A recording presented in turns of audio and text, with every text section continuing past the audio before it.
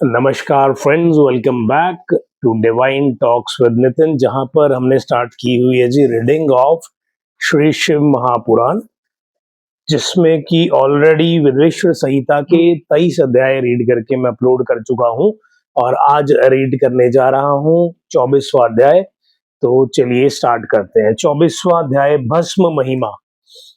श्री सूत जी बोले, संपूर्ण मंगल को देने वाली भस्म दो प्रकार की होती है, एक महाभस्म, दूसरी स्वल्प भस्म। महाभस्म नाना प्रकार की होती है और जो श्रोत, स्मार्त और लौकिक भेद से वह भस्म 3 प्रकार की होती है, और स्वल्प संज्ञक भस्म भी बहुत प्रकार से कही गई है। इसमें श्रोत और स्मार्त भस्म तो द्विजों के लिए है, लौकिक भस्म दूसरों के लिए। द्विजों को मंत्र द्वारा भस्म धारण करनी चाहिए और दूसरों को बिना मंत्र के धारण करना चाहिए। गोबर से सनी हुई भस्म को आग्रह कहते हैं और इससे सभी त्रिपुंड किया जाता है, परंतु विद्वानों को अग्निहोत्र से उत्पन्न हुई भस्म को धारण करना चाहिए। वर्णाश्रमी को उचित है कि वह आलस्य रहित हो नित्य भस्म से उदलन और त्रिछा त्रिपुंड धारण करे। इससे अर्थात शिव और विष्णु से संयुक्त होने के कारण उस पर उमा, लक्ष्मी तथा औरों से वह नित्य प्रशंसनीय होता रहता है। ब्राह्मण, क्षत्रिय, वैश्य, शूद्र, संकर्ण वर्ण तथा अपभ्रंश से भी उत्पन्नों ने त्रिपुंड द्वारा भस्म और उद्दूलन धारण किया है। जो भस्म और त्रिपुंड को श्रद्धा सहित नहीं धारण करता वह वर्णाश्रमी नहीं है। उनको 100 करोड़ कल्प में भी शिव ज्ञान की प्राप्ति नहीं होती। वे महापातकों से युक्त होते हैं, ऐसा शास्त्र का निर्णय है। उनका किया हुआ सारा कर्म विपरीत फलदायक होता है। हे मुनि, जो प्राणी पापी है उनको भस्म और त्रिपुंड में द्वेष होता है, परंतु जो आत्मज्ञानी पुरुष है वह शिवाग्नि से सायो शेती मंत्र द्वारा भस्म लेकर लगाता है और भस्म के स्पर्श से ही सारे पापों से छूट जाता है। जो तीनों संध्याओं में श्वेत भस्म से त्रिपुंड लगाता है वह सब पापों से छूटकर शिव जी के साथ आनंदित होता है।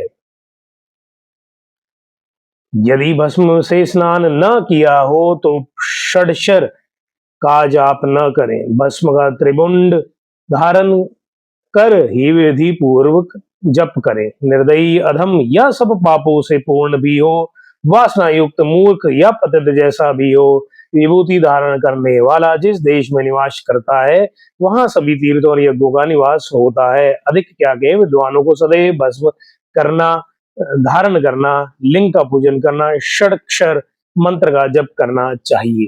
हे मुनिवरों, मैं तो क्या, ब्रह्मा, विष्णु, रुद्र, मुनि और देवता भी भस्म धारण के महात्म्य को कहने में असमर्थ है।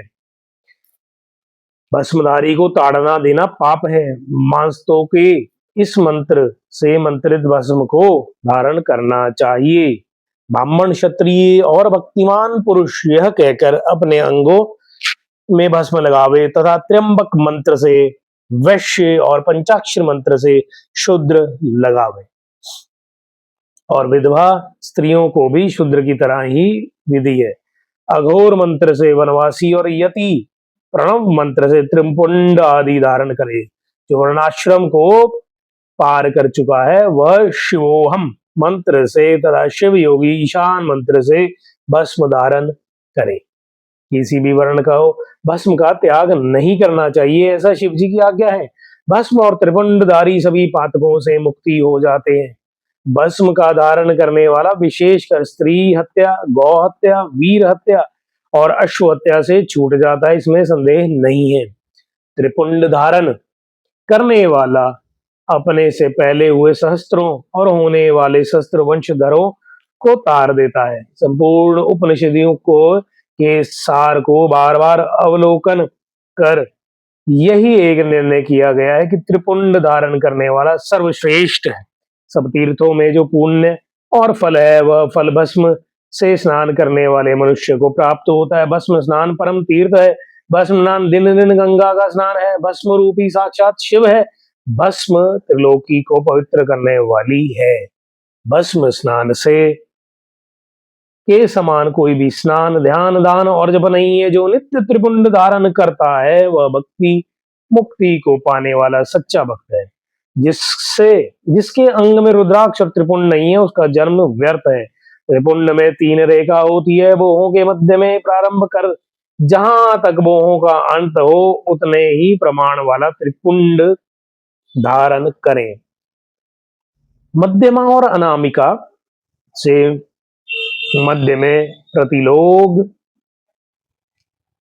लोम से में अनुष्ठ द्वारा की हुई रेखा त्रिपुंड कहलाती है। 3 उंगलियों के मध्य से यत्न पूर्वक भस्म को लेकर भक्ति पूर्वक त्रिपुंड धारण करें तो भक्ति मुक्ति दायक होता है। इति श्री शिव महापुराण विदेश्वर संहिता का 24वां अध्याय समाप्त। तो ये 24वां अध्याय भी यहाँ समाप्त होता है जी, श्री शिव महापुराण विद्वेश्वर संहिता का। होप आप लोगों को रीडिंग सुनने में आनंद आ रहा हो, और यदि आ रहा है तो प्लीज चैनल को सब्सक्राइब करें, अपने फ्रेंड फैमिली सर्कल में भी कहें to subscribe to Divine Talks with Nitin.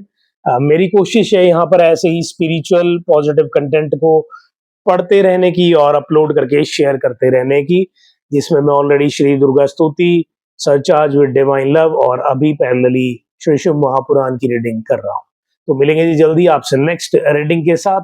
अपना अपने परिवार का ध्यान रखें। जय भोलेनाथ।